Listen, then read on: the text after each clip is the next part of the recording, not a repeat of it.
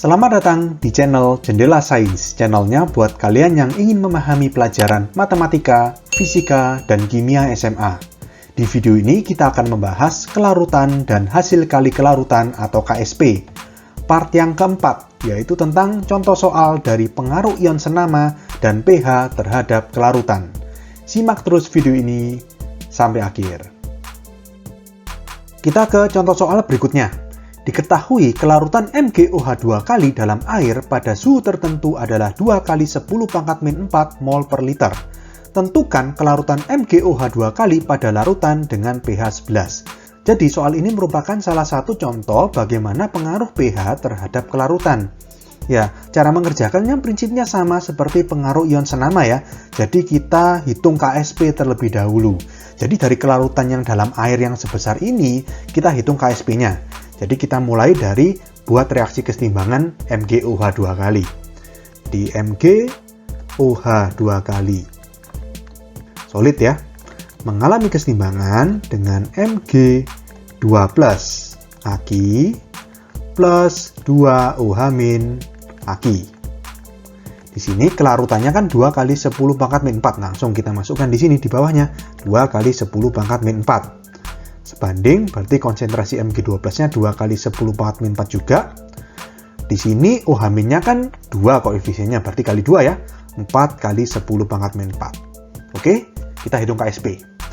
KSP berarti sama dengan konsentrasi Mg2 plus dikali konsentrasi OH- dikuadratkan karena koefisiennya 2. Berarti sama dengan konsentrasi Mg2 plusnya 2 kali 10 pangkat min 4.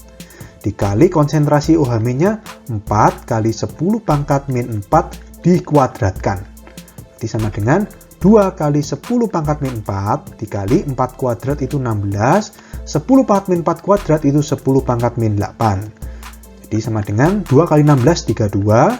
10 pangkat min 4 kali 10 min 8 berarti 10 pangkat min 4 min 8 ya. Min 12.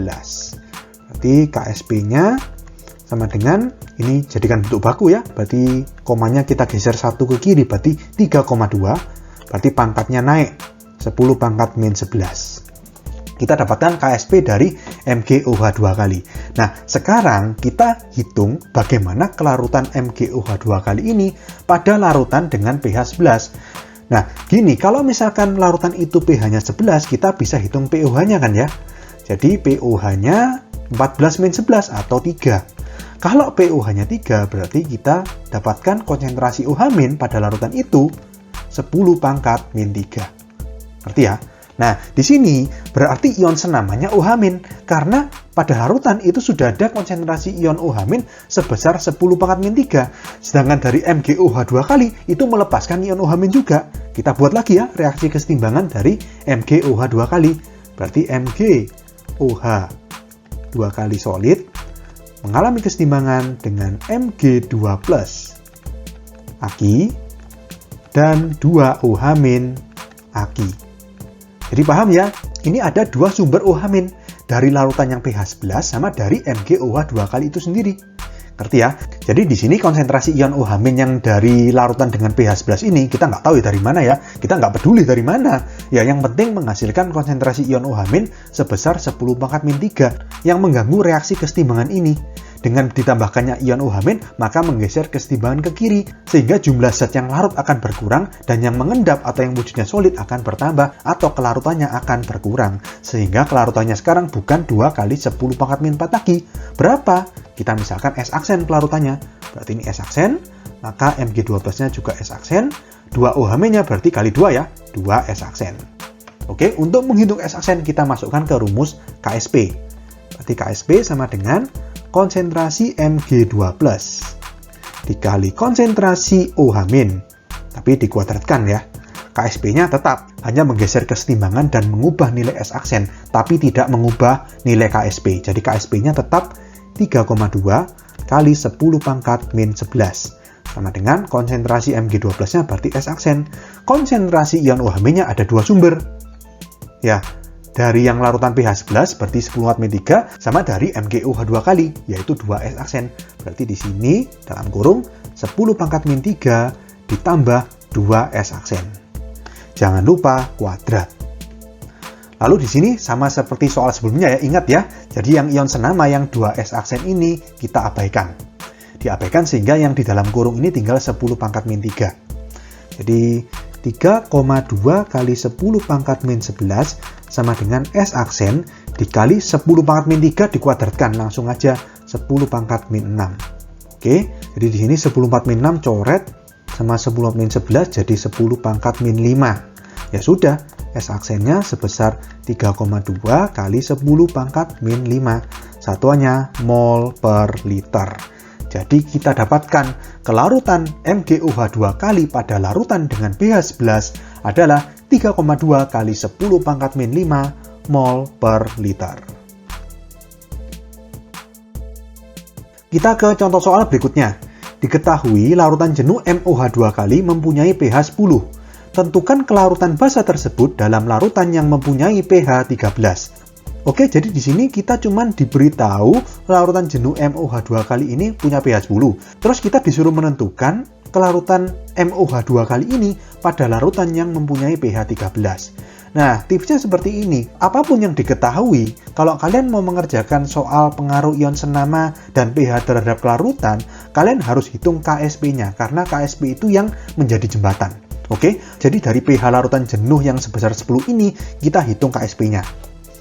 Caranya adalah kita buat reaksi kesetimbangan dari MOH2 kali ini terlebih dahulu ya. Jadi di sini MOH2 kali solid ya. Mengalami kesetimbangan berarti dengan M2+ ya, karena kan MOH2 kali berarti M2+ Aki plus 2OH min Aki.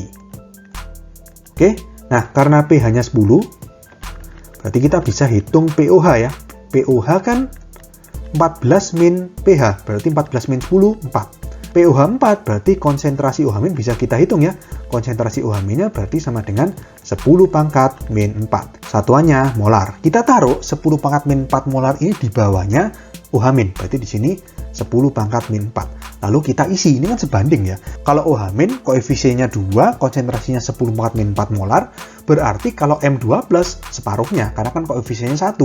Berarti ini sebanding, kita tulis saja setengah gitu ya, kali 10 pangkat min 4. MOH2 kalinya juga setengah kali 10 pangkat min 4, karena koefisiennya 1 juga. Oke, kalau sudah dari data ini kita bisa hitung KSP. Jadi KSP-nya MOH2 kali berarti kan konsentrasi M2+, dikali konsentrasi OH min, tapi karena koefisiennya 2 berarti dikuadratkan. Berarti sama dengan konsentrasi M2+-nya setengah kali 10 pangkat min 4 dikali konsentrasi OH minnya 10 pangkat min 4 kuadrat.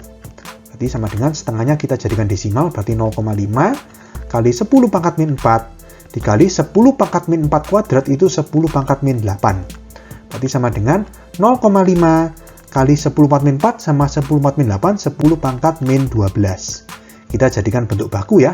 Berarti KSP-nya sama dengan geser 1 ke kanan komanya, berarti 5, pangkatnya turun, berarti kali 10 pangkat min 13. Oke, KSP tahu, sekarang kita hitung kelarutan basa tersebut pada larutan yang punya pH 13. Kalau pH-nya sama dengan 13, berarti kan POH sama dengan 14 min pH, berarti POH-nya sama dengan 14 min 13, berarti 1. POH 1 berarti larutan itu konsentrasi OH minnya adalah 10 pangkat min 1 atau 0,1 molar. Oke, nah di sini kita buat lagi reaksi kesetimbangan dari MOH2 kali.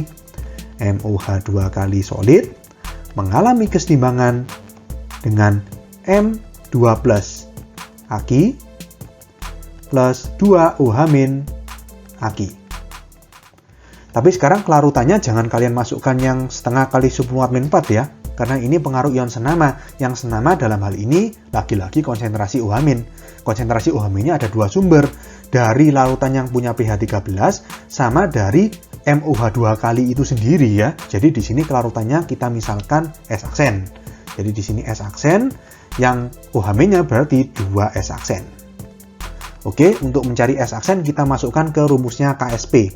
Berarti KSP sama dengan konsentrasi M2+ dikali konsentrasi OH min dikuadratkan.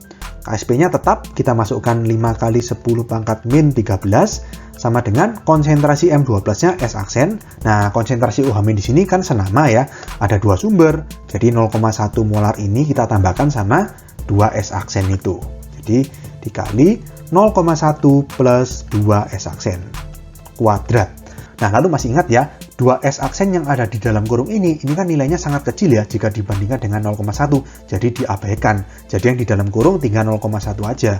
Jadi 5 kali 10 pangkat min 13 sama dengan S aksen dikali 0,1 dikuadratkan. 0,1 10 pangkat min 1 kan, dikuadratkan berarti 10 pangkat min 2. Jadi ini bisa dicoret, 10 pangkat min 13 tinggal 10 pangkat min 11. Jadi kita dapatkan S aksen sama dengan 5 kali 10 pangkat min 11, satuannya mol per liter.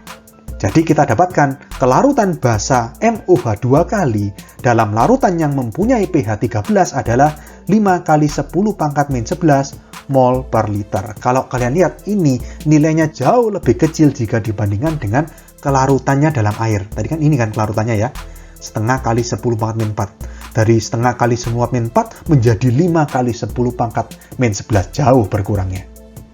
Oke? Kita ke contoh soal berikutnya. Dalam 4 liter air murni dapat larut sebanyak 4,48 gram magnesium oksalat. Tentukan berapa miligram magnesium oksalat yang dapat larut dalam 500 ml larutan magnesium nitrat 0,5 molar. Diketahui ARMG sama dengan 24, C sama dengan 12, O sama dengan 16, dan N sama dengan 14. Nah, di sini ini kan ion senama ya, jadi ini ada magnesium oksalat dalam magnesium nitrat. Sudah jelas, jadi ion senamanya nanti Mg2+-nya. Oke, tapi gini, lagi-lagi untuk ion senama dan pH kita harus hitung KSP-nya terlebih dahulu.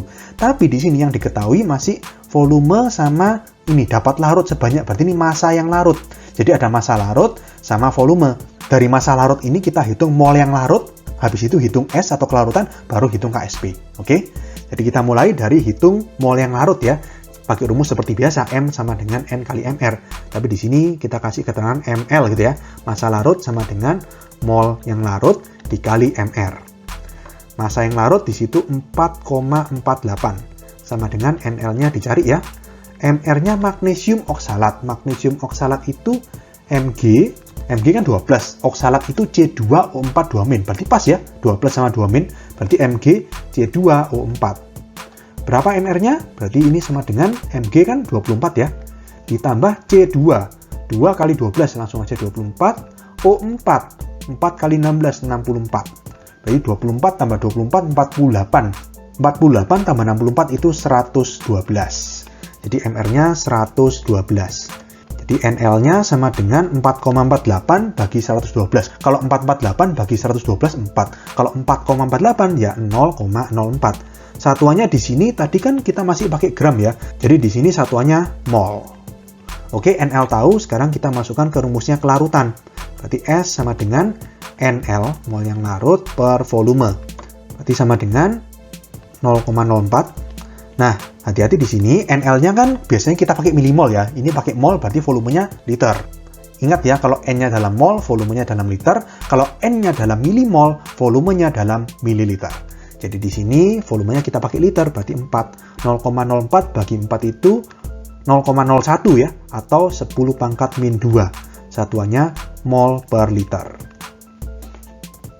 Kalau sudah, kita hitung KSP. Kita buat reaksi kesetimbangan. MgC2O4 solid mengalami kesetimbangan dengan Mg2 plus Aki plus C2O4 2 min Aki. Ini kan ya. Kita masukkan S-nya berarti 10 pangkat min 2. Ini koefisiennya 1 semua ya. Jadi sebanding 10 pangkat min 2 juga. Ini 10 pangkat min 2 juga.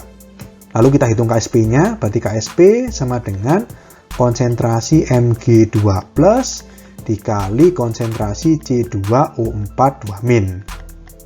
Berarti sama dengan konsentrasi Mg2 plusnya 10 pangkat min 2. Konsentrasi C2O4 2 minnya juga 10 pangkat min 2.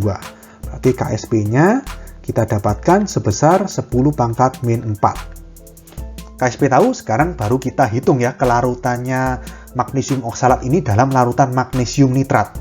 Magnesium nitrat itu kan MgNO3 2 kali ya, kan Mg2+ sama NO3-. Kita buat reaksi ionisasi dari magnesium nitrat. Jadi di sini MgNO3 2 kali, Aq, panahnya satu arah ya, karena ini garam yang mudah larut, menjadi Mg2+ Aq plus 2 NO3- Aq juga. 0,5 molar, berarti ini kita masukkan 0,5 sebanding Mg12-nya 0,5, NO3-nya berarti kan kali 2 ya, karena koefisiennya 2, berarti 1 molar. Lalu kita buat lagi reaksi kesetimbangan MgC2O4. MgC2O4 solid mengalami kesetimbangan dengan Mg2+ Aq plus C2O4 2- Aq. Di sini kelarutannya kita misalkan S-aksen ya. S-aksen ini sebanding S-aksen, ini S-aksen.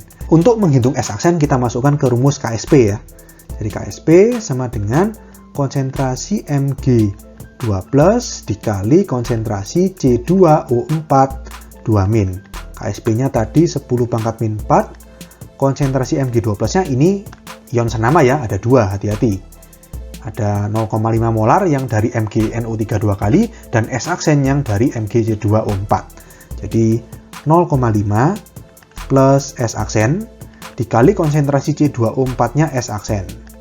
Oke, lalu di sini konsentrasi Mg2+ yang dari MgC2O4 ini diabaikan ya, yang di dalam kurung diabaikan, berarti 10⁻⁴ sama dengan 0,5 kali S-aksen.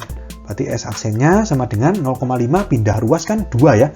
Jadi 2 kali 10⁻⁴, satuannya mol per liter. Oke? Nah, tapi di sini kita nggak berhenti sampai sini. Yang ditanyakan bukan kelarutannya, yang ditanyakan berapa miligram, artinya berapa masanya, masa yang larut. Tapi sekarang kita pakai S-nya bukan 10⁻⁴, pakai 2 kali 10⁻⁴. Jadi kita hitung NL-nya dulu ya. Dari S-aksen sama dengan NL per V gitu ya. S-aksennya 2 kali 10⁻⁴ sama dengan NL-nya dicari, V-nya di situ 500 ml ya. Kita biarkan dalam mililiter, nanti kita pakai milimol. Jadi tetap 500 di sini. Kita lanjut ke sini ya. Jadi NL-nya sama dengan 500 kali 2 berarti 1000. 1000 dikali 10⁻⁴. Berarti sama dengan 10⁻⁴ atau 0,1. Satuannya karena tadi V-nya pakai mililiter, berarti N-nya pakai milimol. Oke, NL tahu, sekarang baru kita cari ml, massa yang larut. Sama dengan NL dikali mR. Sama dengan NL-nya 0,1, mR-nya tadi sudah kita hitung ya, yang ini 112 ya. Jadi 0,1 kali 112, hasilnya ml sama dengan 11,2. Satuannya karena tadi N-nya pakai milimol, berarti ini miligram. Oke, jadi kita dapatkan massa magnesium oksalat yang dapat larut dalam 500 ml larutan magnesium nitrat 0,5 molar adalah 11,2 mg. Oke, sekian untuk video kali ini. Untuk melihat playlist lengkap dari bab ini, bisa kalian klik thumbnail yang ada di sebelah kanan atas ini. Jika ada pertanyaan, saran, maupun kritik, bisa kalian tulis di kolom komentar. Semoga bermanfaat dan sampai jumpa di video selanjutnya.